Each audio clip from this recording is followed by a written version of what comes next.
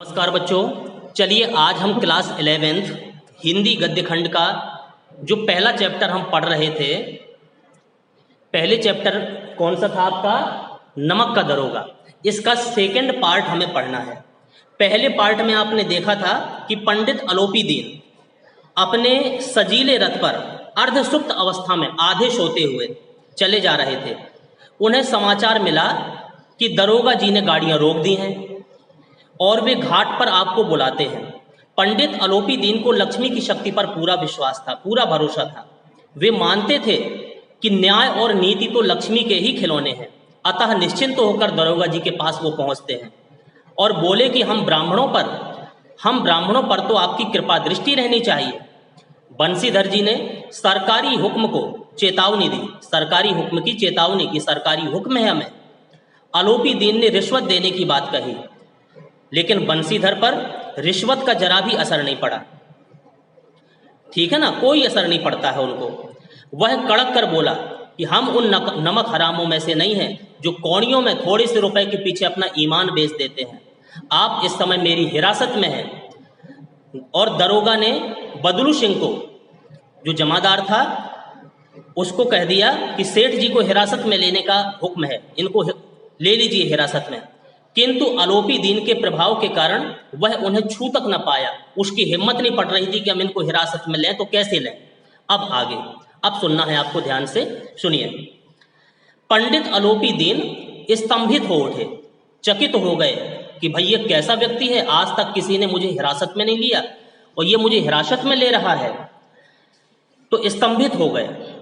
गाड़ी वानों में हलचल मच गई। जितने गाड़ी वान थे, गाड़ी हाँकने वाले, गाड़ी चलाने वाले, सब में हलचल मच गई। पंडित जी के जीवन में कदाचित यह पहला अवसर था, पूरी जिंदगी में यह पहला अवसर था कि पंडित जी को ऐसी कठोर बातें सुननी पड़ी थी अपने जीवन में। ऐसी कठोर बातें उनको कभी नहीं सुननी पड़ी। अब जिस जमादार को उन्होंने आदेश दिया था कि इनको हिरासत में ले लो, बदलू सिंह आदेश पाकर के, दरोगा जी का आदेश पाकर के आगे बढ़ा। किंतु रोब के मारे, अलोपी दीन के रोब के मारे, उनके व्यक्तित्व के मारे उसका साहस नहीं हुआ, बिल्कुल साहस नहीं हुआ कि इनका हम हाथ पकड़ लें, इनको हिरासत में ले लें। तो ये साहस नहीं हुआ कि उनका हाथ पकड़ सके।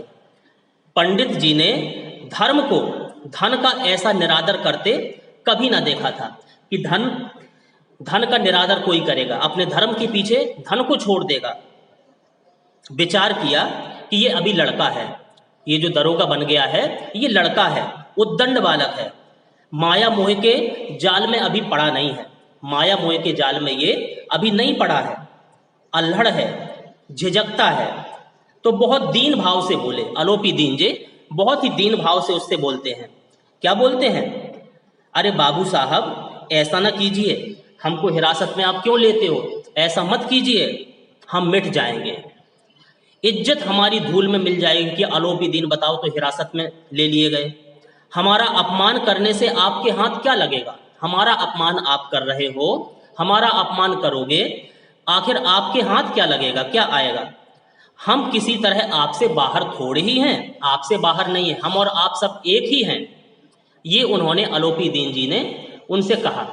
ठीक, जब इतनी बात अलोपी दीन जी ने कही तो बंसीधर ने कठोर स्वर में कहा, हम ऐसी बातें नहीं सुनना चाहते हैं। ठीक है, तो अलोपी दीन ने जिस सहारे को चट्टान समझ रहा था कि लक्ष्मी मेरे पास है, धन रुपया पैसा मेरे पास है, इसके बल पर मैं कुछ भी कर सकता हूं, तो जिस सहारे को, इस लक्ष्मी रूपी सहारे को जिन्होंने चट्टान समझ रखा था अलोपी दीन जी ने, वह पैरों के नीचे से खिसकता हुआ मालूम हुआ कि लगता है इस लक्ष्मी का प्रभाव, धन का प्रभाव इस लड़के पर नहीं पड़ेगा। ठीक है कि नहीं? तो वह पैरों के नीचे से खिसकता हुआ मालूम हुआ।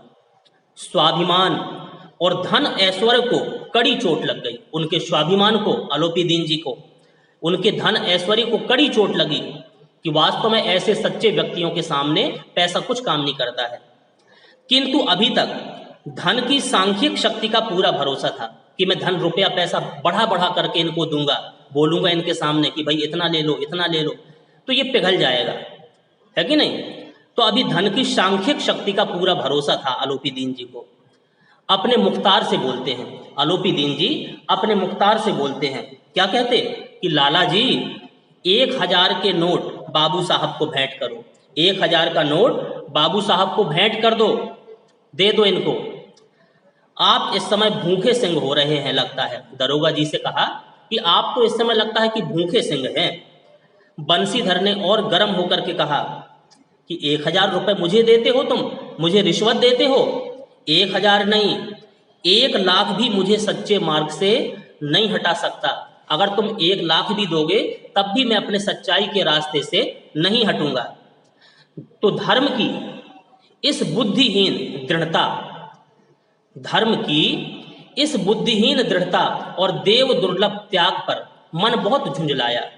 अब दोनों शक्तियों में संग्राम होने लगा, एक तरफ धन की शक्ति और दूसरी तरफ से धर्म की शक्ति।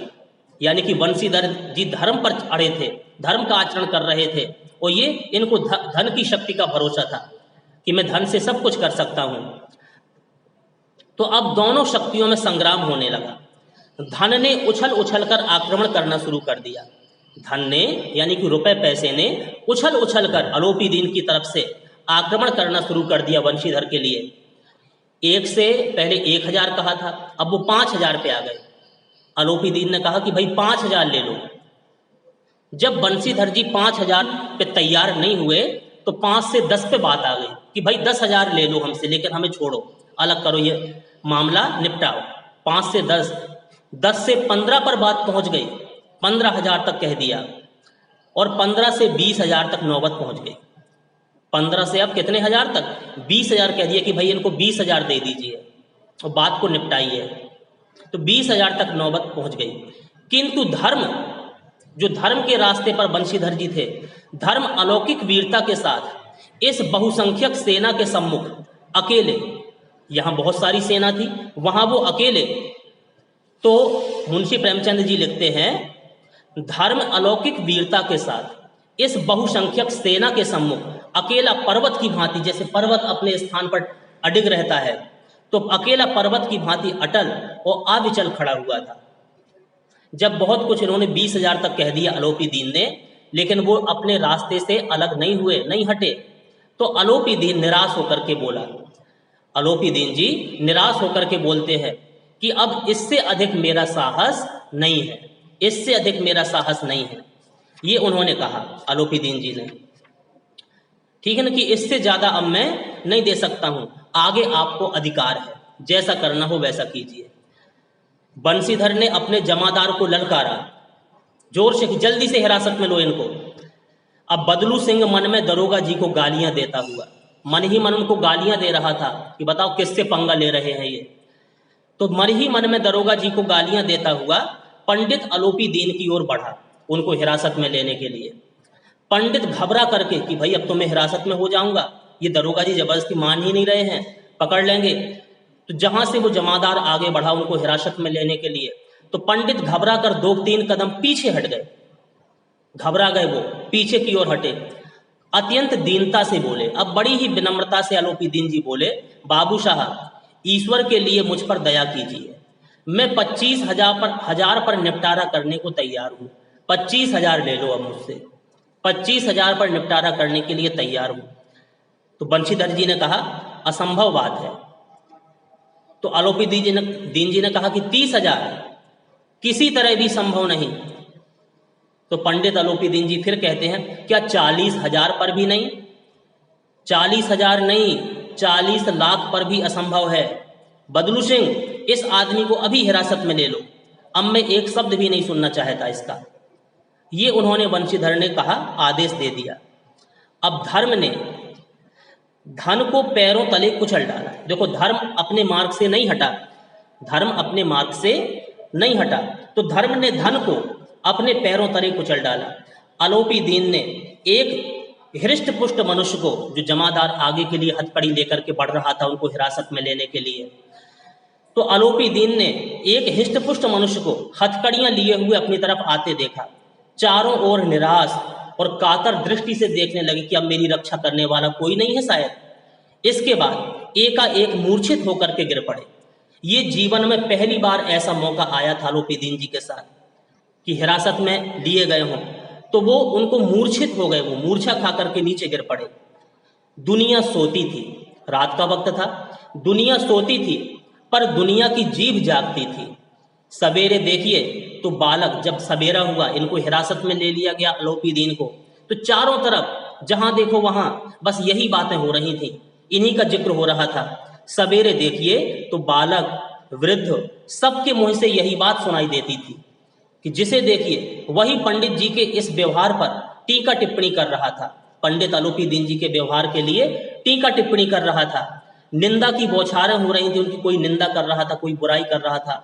मानो संसार से अब पापी का पाप कट गया, संसार से पापी का पाप कट गया। ये रुपए के बल पर, पैसे के बल पर हर काम करवा लेते थे, अब जेल में रहेंगे। पानी को दूध के नाम से बेचने वाला ग्वाला, पानी बेचता है दूध मिला करके कोई ग्वाला अगर, तो पानी को दूध के नाम से बेचने वाला ग्वाला, कल्पित रोज नामचे भरने वाले अधिकारी वर्ग, रेल में बिना टिकट सफर करने वाले बाबू लोग, जाली दस्तावेज बनाने वाले सेठ और साहूकार, यह सब के सब देवताओं की भांति गर्दनें चला रहे थे, सब बोल रहे थे काफी कुछ। जब दूसरे दिन पंडित आलोपीदीन अभियुक्त होकर के कांस्टेबलों के साथ, यानी पुलिस वालों के साथ, हाथों में हथकड़ियां डाले हुए, उनके हाथों में हथकड़ियां डली हुई, हृदय में गिलानी, अपने मन में गिलानी हो रही थी आलोपीदीन जी को, और क्षोभ भरे लज्जा से गर्दन झुकाए अदालत की तरफ चले। अदालत की तरफ अगले दिन जब आलोपीदीन जी को ले जाया गया तो सारे शहर में हलचल मच गई। सारे शहर में बस यही बात अब होने लगी, यही बात हो रही थी। अब जैसे कहीं कोई गांव में, किसी गांव में मेला लगता है तो मेला में कितनी भीड़ होती है, काफी कुछ भीड़ होती है, मेला देखने के लिए बहुत सारे लोग पहुंचते हैं। तो कदाचित मेलों में आंखें इतनी व्यग्र ना होती होंगी, मेला देखने के लिए इतनी भीड़ ना उमड़ती होगी।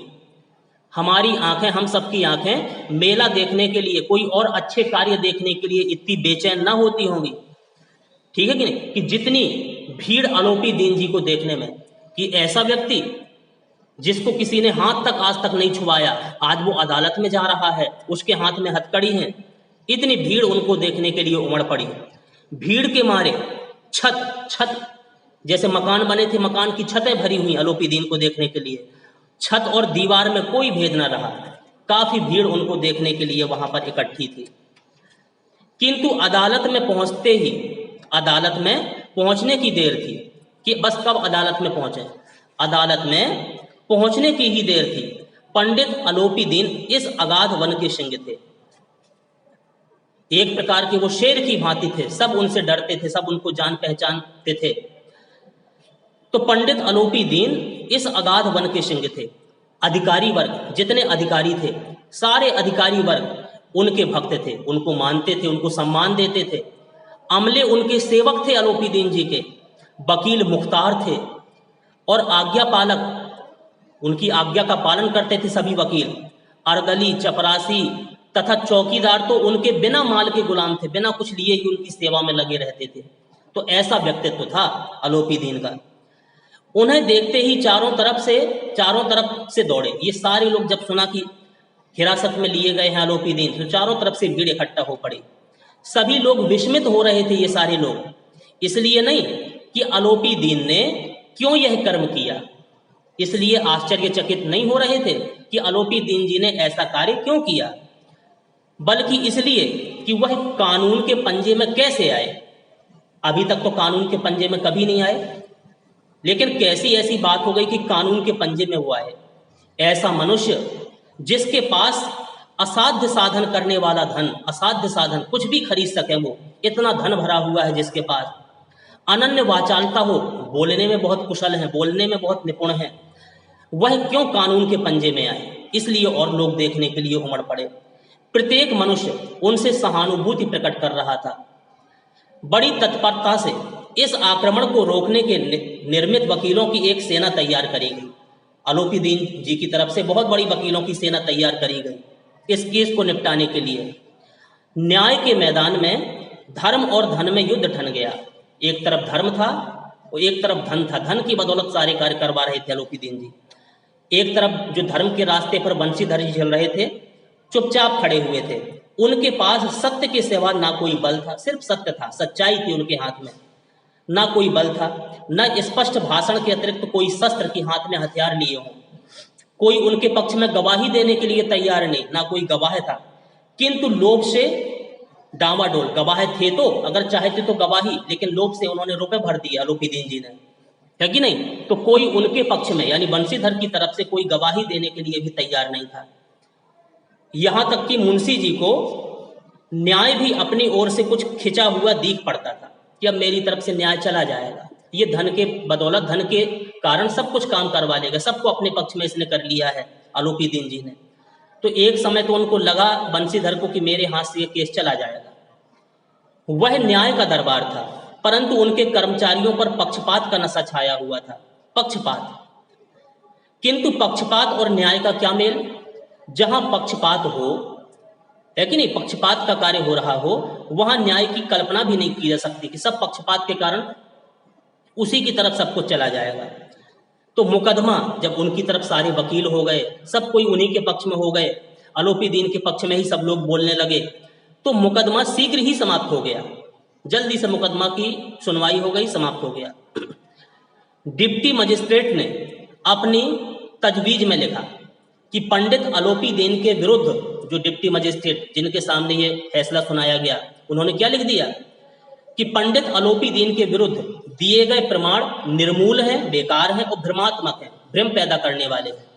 वह एक बड़े भारी आदमी हैं, अच्छे आदमी हैं, सभ्य आदमी हैं। यह बात कल्पना के बाहर है कि उन्होंने थोड़े लाभ के लिए ऐसा दुस्साहस, शायद कुछ गलती कर दी हो थोड़ी सी। यद्यपि नमक के दरोगा जो मुंशी बंशीधर हैं अधिक दोषी नहीं है, ठीक है ना। यद्यपि नमक के दरोगा मुंशी बंशीधर का अधिक दोष नहीं है, लेकिन यह बड़े खेद की बात है कि उसकी उद्दंडता, यानी कि उस नमक के दरोगा की उद्दंडता और विचारहीनता के कारण, उसने कोई विचार नहीं किया, तो विचारहीनता के कारण एक भले मानुष कष्ट को, इस आलोपीदीन जी को कष्ट झेलना पड़ा। हम प्रसन्न हैं कि वह अपने काम से सजग और सचेत रहता है, वह दरोगा अपने काम में सजग है, सचेत रहता है, किंतु नमक से मुकदमे की बढ़ी हुई नमक हलाली के, ठीक है ना, किंतु नमक से मुकदमे की बढ़ी हुई नमक हलाली ने उसके विवेक और बुद्धि को भ्रष्ट कर दिया है। भविष्य में उसे होशियार रहना चाहिए, ऐसे कार्य नहीं करना चाहिए। ये उन्होंने सुना दिया फैसला। वकीलों ने यह फैसला जब सुना तो उछल पड़े, जो आलोपीदीन की तरफ वकील थे उछल पड़े खुशी के कारण। पंडित आलोपीदीन मुस्कुराते हुए बाहर निकले, अब छूट गए, हथकड़ी अलग हो गई, निकल गए। बस एक ही दिन में उनका फैसला हो गया। स्वजन बांधों ने रुपयों की लूट की, काफी खुशी मनाई, रुपए लुटाए। उदारता का सागर इस समय उमड़ पड़ा। उसकी लहरों ने अदालत की नींव तक हिला डाली, यानी कि धन की लहरों ने अदालत की नींव हिला डाली। जब बंशीधर बाहर निकले, आलोपीदीन निकल गए तो उनका स्वागत सम्मान हुआ, लेकिन जब बंशीधर निकले तो चारों ओर से उनके ऊपर व्यंग्य बाणों की वर्षा होने लगी। सब उनको बुरा भरा कहने लगे, सब उनकी बुराई करने लगे। चपरासियों ने सिर झुक झुक कर सलाम किया। जो चपरासी थे उनसे नीचे पद के थे, उन्होंने भले ही उनको प्रणाम कर लिया, सलाम कर लिया, किंतु इस समय एक एक कटु वाक्य, उनके लिए एक एक तीखा वाक्य, बुरा वाक्य, एक एक संकेत उनकी गर्वाग्नि को प्रज्वलित कर रहा था। गर्वाग्नि, गर्व की रूपी अग्नि को जला रहा था। कदाचित इस मुकदमे में सफल होकर वह इस तरह अकड़ते हुए न चलते। आज उन्हें संसार का खेदजनक विचित्र अनुभव हुआ कि वास्तव में संसार कैसा है, सच्चाई का साथ नहीं देता है कोई। तो ये उन्हें खेद हुआ, थोड़ा सा दुख हुआ।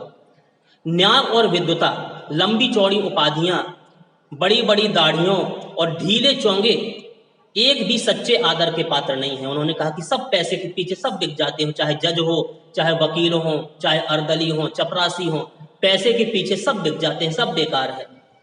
यानी कि धर्म का आचरण इस दुनिया में अब मुश्किल है करना, क्योंकि धन के पीछे वो हार जाता है। ये उन्होंने महसूस किया। बंशीधर ने धन से बैर मोल लिया था, धन से बैर ले लिया था बंशीधर जी ने, तो अब उसका मूल्य चुकाना भी अनिवार्य था। कठिनता से एक सप्ताह बीता होगा, ज्यादा से ज्यादा 7 दिन बीते होंगे कि मुअत्तली का परवाना आ गया। मुअत्तली, मुअत्तल कर दिया गया उनको, बंशीधर जी को नौकरी से हटा दिया गया। कार्यपरायणता का दंड मिल गया उनको, उन्होंने अच्छी तरह कार्य किया तो उनको दंड मिलना भी आवश्यक था। कार्यपरायणता का दंड मिला। जब नौकरी अलग हो गई उनकी तो बेचारे भग्न हृदय, हृदय उनका टूट गया, शोक और खेद से व्यथित घर को चले कि अब नौकरी ही छूट गई तो अब बाहर रह करके हम क्या करेंगे, तो अपने घर की तरफ चले। बूढ़े मुंशी जी तो पहले ही से कुड़बुड़ा रहे थे। उन्हें जब खबर मिली कि आलोपी दीन जी से झगड़ा ले लिया इन्होंने, तो पहले ही वो कुड़बुड़ा रहे थे, बुराई कर रहे थे अपने लड़के की, उनके पिताजी बंशीधर जी के, ठीक है नहीं। तो बूढ़े मुंशी जी तो पहले ही से कुड़बुड़ा रहे थे कि चलते चलते इस लड़के को मैंने कितना समझाया था, लेकिन इसने मेरी एक बात नहीं मानी, एक नहीं सुनी, सब मनमानी करता है। अब तो कलवार और कसाई के तगाहे सहें, बुढ़ापे में भगत बनकर बैठा है, तो भगत बनकर बैठे और यहाँ बस सब सूखी तनख्वाह है, यहाँ बस वही सूखी तनख्वाह, सिर्फ तनख्वाह अकेले में ये ध्यान देता रहा। हमने भी तो भाई नौकरी की है और कोई ओहदेदार नहीं थे, कोई बहुत बड़े ऊंचे पद पर नहीं थे, लेकिन हमने काम किया है, दिल खोल कर किया है। और आप ईमानदार बनने चले हैं कि बहुत बड़े ईमानदार हैं। घर में चाहे अंधेरा हो लेकिन मस्जिद में अवश्य दिया जलाएंगे, अपने घर में कुछ ना हो लेकिन बाहर जरूर दिखावा करेंगे। तो वही कहते हैं कि घर में चाहे अंधेरा हो लेकिन मस्जिद में अवश्य दिया जलाएंगे। खेद ऐसी समझ पर दुख है, पढ़ना लिखना सब अकारत गया, सब बेकार है इस लड़के का, इसको पढ़ाया लिखाया। इसके थोड़े ही दिनों बाद जब मुंशी बंशीधर इस दुरावस्था में घर पहुंचे, नौकरी जब उनकी छूट गई बंशीधर जी की, और अपने घर पहुंचे, और बूढ़े पिताजी ने समाचार सुना कि मेरे बेटे को नौकरी से भी निकाल दिया, तो सिर पीट लिया, सिर धुन लिया, बड़े दुखित हुए। बोले जी चाहता है कि तुम्हारा और अपना सिर फोड़ दूं, तेरा भी सिर फोड़ दूं, बंशीधर जी से कहा, और अपना भी सिर फोड़ लूं। बहुत देर तक पछता पछता कर हाथ मलते रहे बूढ़े मुंशी जी, यानी बंशीधर जी के पिताजी। क्रोध में कुछ कठोर बातें भी कही, और यदि बंशीधर वहां से अपने पिता के सामने से हट ना जाते, चले ना जाते, तो ये क्रोध हो सकता और विकट रूप धारण कर लेता। वृद्धा माता को भी दुख हुआ, उनकी बूढ़ी माता जी थी बंशीधर जी को, उन्होंने सुना कि मेरे बेटे को नौकरी से निकाल दिया गया, उनको भी काफी दुख हुआ। जगन्नाथ और रामेश्वर यात्रा की कामनाएं मिट्टी में मिल गई। उसकी माँ सोचती थी कि मेरा बेटा कमाई करने लगा है, अब मुझे रामेश्वरम की है कि जगन्नाथ जी की यात्राएं करवाएगा, सब मिट्टी में मिल गया उनके सपने जो थे। पत्नी ने तो कई दिनों तक अपने पति से यानी बंशीधर से सीधे मुंह बात भी नहीं की। इसी प्रकार एक सप्ताह और बीत गया। अब बंशीधर जी को अपने घर में रहते रहते एक सप्ताह और बीत गया। अब एक दिन की बात है, अब सुनिए ध्यान से, एक दिन की बात है, संध्या का समय था, शाम का समय था। बूढ़े मुंशी जी बैठे राम राम की माला जप रहे थे, यानी बंशीधर जी की पिता राम राम की माला जप रहे थे। इसी समय उनके द्वार पर सजा हुआ रथ आकर के रुकता है। एक रथ आया सजा हुआ, काफी सजा धजा सा रथ था, वो आकर के रुकता है, जिस पर हरे और गुलाबी पर्दे लटक रहे थे। पछहिए बैलों की जोड़ी, अच्छे किस्म के बैल उस रथ को हाँक रहे थे। उनकी गर्दनों में यानी कि बैल की गर्दनों में नीले धागे लटक रहे थे, नीले रंग के धागे लटकते थे। उनके सींग पीतल से जड़े हुए थे। कई नौकर लाठियां कंधों पर रखे साथ में चल रहे थे उस रथ के साथ में। अब मुंशी जी अगवानी को दौड़े कि भाई हमारे घर की तरफ ये किसका रथ चला आ रहा है, कौन है ये?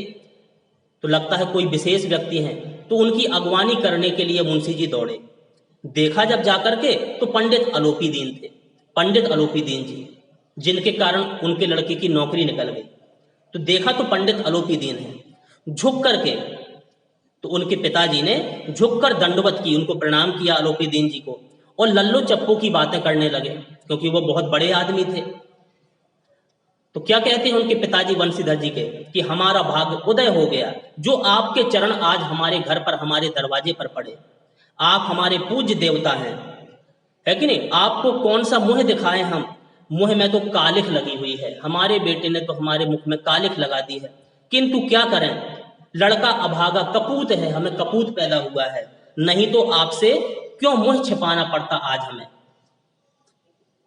और बूढ़े मुंशी जी क्या कहते हैं, ईश्वर निसंतान चाहे रखे, बच्चे चाहे ना दे, पर ऐसी संतान जैसे हमें दी है ऐसी ना दे।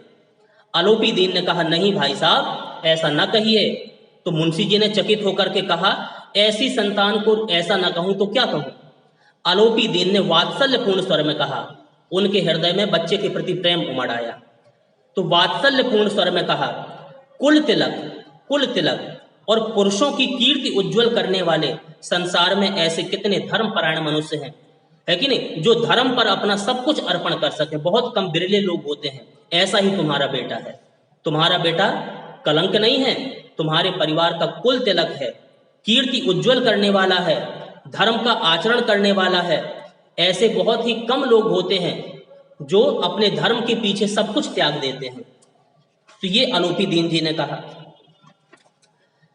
पंडित आलोपी दीन ने बंशीधर से कहा, पंडित आलोपी दीन ने अब बंशीधर से कहा, दरोगा जी इसे खुशामद ना समझिए कि मैं आपके दर उतने समय में बंशीधर जी भी आ गए थे, ठीक है कि नहीं, वंशीधर भी बाहर आ गए थे। तो वंशीधर से कहा कि दरोगा जी इसे खुशामद ना समझिए कि मैं खुशामद करवाने के लिए आपके दरवाजे आया हूं।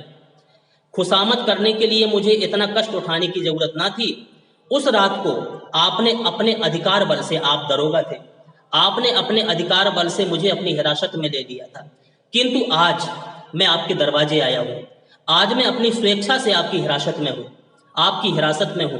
मैंने हजारों रईस देखे, अमीर देखे, हजारों उच्च पदाधिकारियों से मेरा काम पड़ा, किंतु मुझे परास्त कर पाया तो सिर्फ आपने।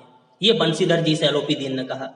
मैंने सबको अपना और अपने धन का गुलाम बना करके छोड़ा। मुझे आज्ञा दीजिए कि आपसे कुछ विनय करूं। मैं आज आपसे एक विनती करने आया हूं। ये आलोपी दीन जी ने बंशीधर जी से कहा। तो बंशीधर ने आलोपी दीन को आते देखा तो उठ करके उनका स्वागत सत्कार किया कि मेरी तरफ आ रहे हैं, पंडित जाति के हैं, हमसे बुजुर्ग हैं, बड़े हैं, तो उनका स्वागत सत्कार किया। किंतु स्वाभिमान सहित, ऐसा नहीं कि अब वो उनकी वजह से नौकरी निकल गई, स्वाभिमान, आज भी वही स्वाभिमान है, भली नौकरी निकल गई, स्वाभिमान पूर्वक उनका सम्मान किया। समझ गए कि यह महाशय मुझे लज्जित करने और जलाने आए हैं, कि इनके कारण नौकरी निकल गई तो मुझे लज्जित करने आ गए हो, जलाने आ गए हो। क्षमा प्रार्थना कर चेष्टा नहीं की उन्होंने, क्षमा प्रार्थना, कोई गलती नहीं मनाई, वरन उन्हें अपने पिता की यह ठकुर सोहाती की बात असह्य प्रतीत होने लगी। पर पंडित जी की बातें सुनी तो मन का सारा मैल धुल गया। जब पंडित जी की बातें सुनी कि ये किस लिए आए हैं, सारा मैल धुल गया। ठीक है, पंडित जी की ओर उड़ती हुई दृष्टि से देखा तो सद्भाव झलक रहा था। गर्व ने अब लज्जा के सामने सिर झुका दिया। शर्माते हुए बोले, यह आपकी उदारता है जो ऐसा कहते हैं। मुझसे जो कुछ आविनय हुई है उसे क्षमा कीजिए। बंशीधर ने भी क्षमा मांगी अपने कार्य के लिए। मैं धर्म की बेड़ी में जकड़ा हुआ था। मैं अपने उस पद पर था जिसकी मैंने शपथ खाई थी कि मैं सदैव धर्म के रास्ते पर चलूंगा।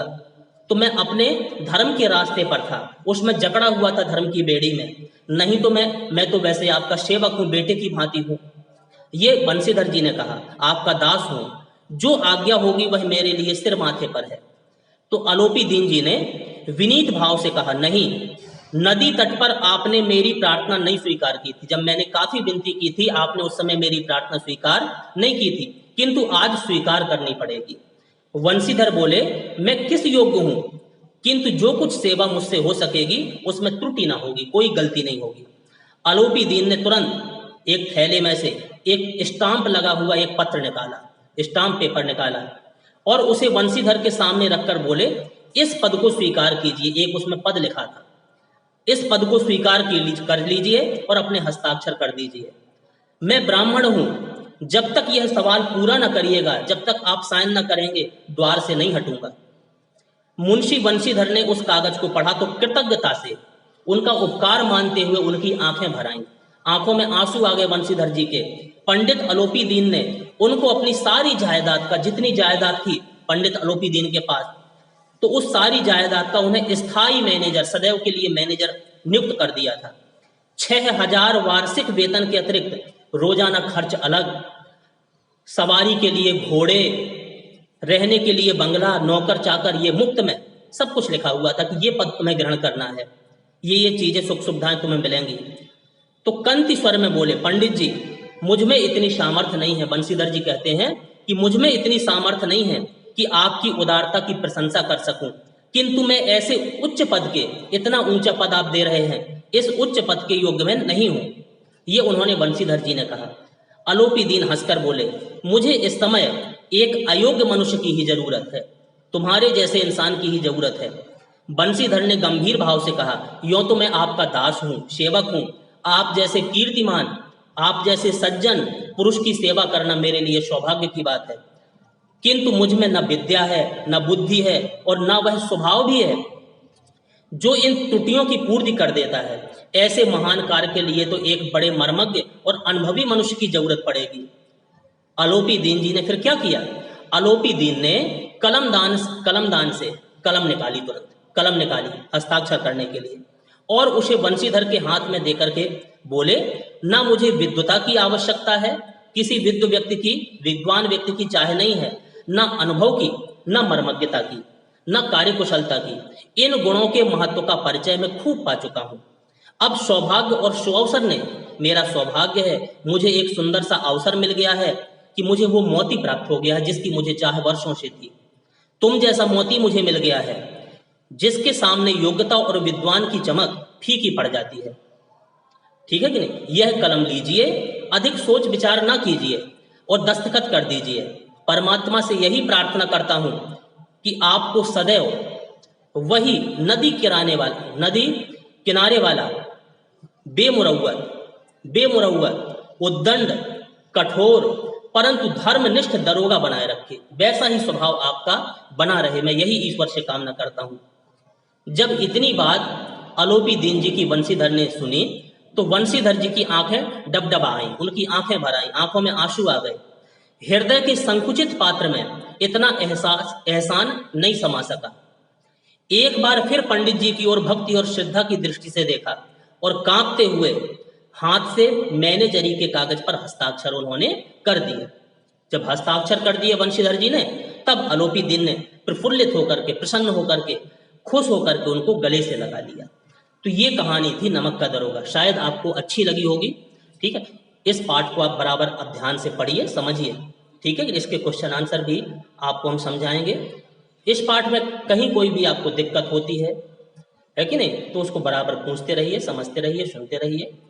तो इस वीडियो को अब यहीं समाप्त करेंगे। धन्यवाद।